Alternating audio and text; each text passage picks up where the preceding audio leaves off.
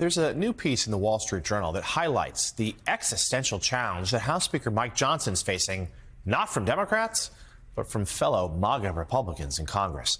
The paper spells out how Speaker Johnson cannot currently run the House without real help from Democrats in the form of a bipartisan coalition been needed to pass key bills, including last week's long overdue government funding bill. What's more, the GOP's thin majority is putting the party's agenda at risk as some embittered Republicans, including Marjorie Taylor Greene, took an initial step on Friday to try to oust Johnson as Speaker. Joining us now is one of the co-authors of that piece, Capitol Hill reporter for the Wall Street Journal, Siobhan Hughes. Siobhan, good morning. So it is an unlikely coalition in some ways, Democrats needing to bail out Johnson again and again. Talk to us, if you will, about that odd dynamic.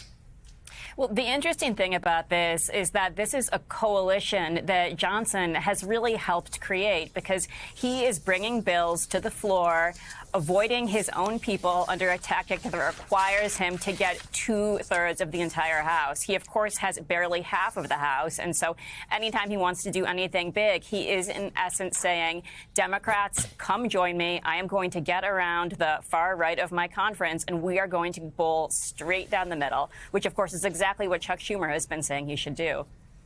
So we mentioned earlier in the show about this oust effort by Marjorie Taylor Greene and others potentially to push Johnson out. What's your read in terms of sources you've been talking to over the weekend there? I know Congress should note Congress is about to go away on a 2-week recess. How real is this? Is this just simply the far right kind of like sending a warning shot, or do we think there could be a real effort to push him out? Well, before we get to whether or not he's going to be pushed out, what you need to think about is the year 2015, when John Boehner was ousted almost in this exact same manner. A motion to vacate was never called up in that instance, and that's the parallel here. These next 2 weeks are going to be crucial because this is going to be about, can Republicans rally around somebody else? Does anybody emerge as a contender?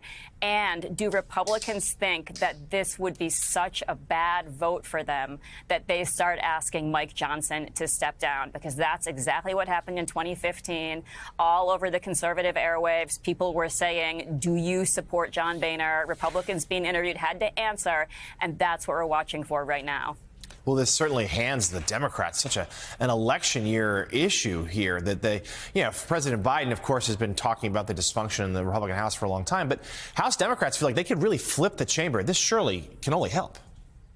It could help them flip the chamber if it points to chaos. And, of course, we're going to have some test points here. This isn't just an ethereal or conceptual issue.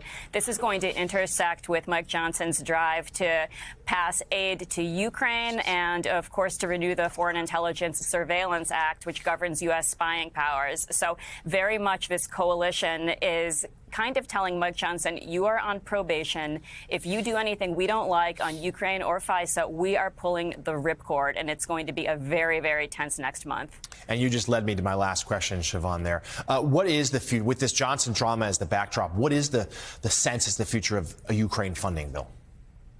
This is going to be a very, very tricky situation, and two pathways forward here. Either a discharge petition, which seems a little bit less likely, more of a forcing mechanism, and then once again, this option of Mike Johnson doing something with Democrats to get 2/3 of the House. But this is really, really threading a needle with a very small eye. And we should underscore, as just mentioned, reports right now about air raid sirens over a number of Ukrainian cities, including the capital of Kyiv, underscoring the need for this funding to come from Washington. We will be keeping an eye on the building behind you there. Capitol Hill reporter for the Wall Street Journal, Siobhan Hughes, thank you for joining us. We really appreciate it.